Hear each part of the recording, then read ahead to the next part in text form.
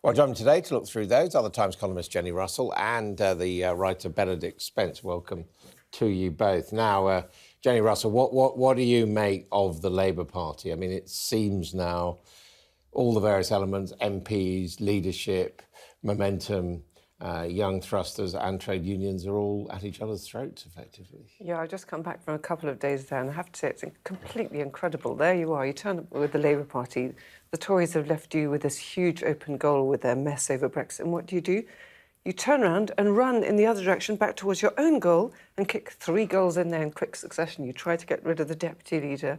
You announce that you're ending private schools. And then you have this complete mess over your own Brexit policy, which ends up being vote for us. After you've voted for us, we'll decide what we stand for on Brexit. It does strike me that were the Supreme Court to rule today that we would have to have Parliament recalled, it might not be the worst thing for the Conservative parties, because then, of course, they'll have all that airtime to really pick over what's been going on at Labour Party conference. I mean, it is interesting. Katie Balls goes into the idea that this is, back to the same old sort of class warfare of the past in Labour. And it's quite clear that the party, as you've heard on Brexit, is deeply riven, but it can't continue in that vein indefinitely. It has to pick a side. I mean, bear in mind you've got the Lib Dems revoke, you've got Boris Johnson's Conservatives increasingly, leave, do or die. Actually, to say to people there are other things in life and we think you should make up, is that such a bad position to have? No, I don't think it's a bad position. And it's curious, I read about this yesterday in the Telegraph, actually a lot of this is looking to a world it's almost impossible to imagine, a world beyond Brexit after we get through this. Now, that could be in 10 years' time.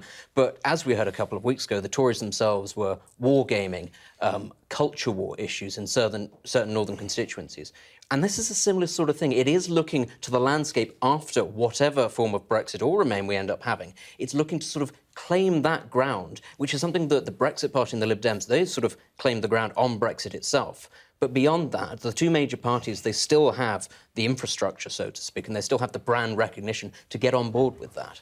Put it in the cupboard? I mean, isn't that a sensible? Well, that would be just option? fine if you didn't actually have to win a general election first in order to put any of your policies into power. And if on the biggest issue facing Britain at the moment, you can neither satisfy Remainers who don't believe that you can be trusted to be on their side any longer, or satisfy Leavers, you're going to lose Remain votes to the Lib Dems.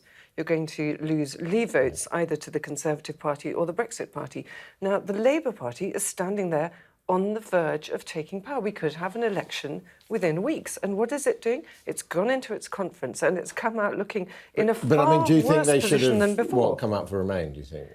I think they had to do something decisive. I don't think you can have what is patently a stitch-up with the leadership refusing to let the members say what they truly think. As you said last night, had they had a card vote, at least to decide what Labour's Brexit policy was, but it looks like, first, a muddle, and secondly, a plotted muddle that is meant to deny their own party democracy.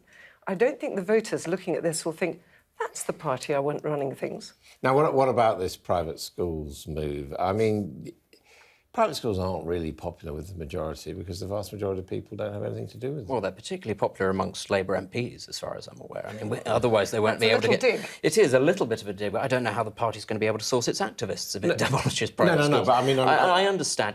But again, this is sort of playing to quite classic sort of class war ideas. And you're right, private schools, just as an idea, are deeply unpopular amongst the great swathe of the population that simply don't have access to them. It does strike me a little bit as sort of kicking the can slightly down the road. The issue in this country is not private schools, it's the state sector. I don't see how just abolishing private schools is going to in any way alleviate the strain that is already on the state sector. That's where the focus needs to be, on putting more resources into it, not just arbitrarily demolishing another thing that's actually working quite well. I mean, there's that comment from John Ashworth in the pieces we've been looking at saying this is the sort of policy I voted for when I was a student.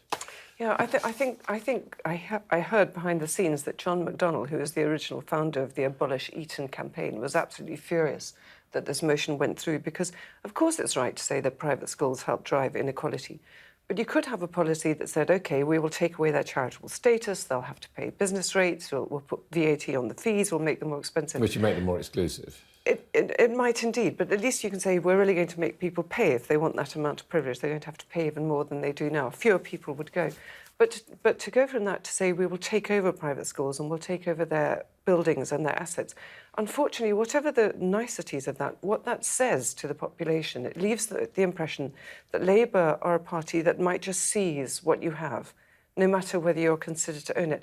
Now, that's a really dangerous message for Labour to be getting across at this point. And I worry about it because I think that this Tory party that we have at the moment is an absolute disaster.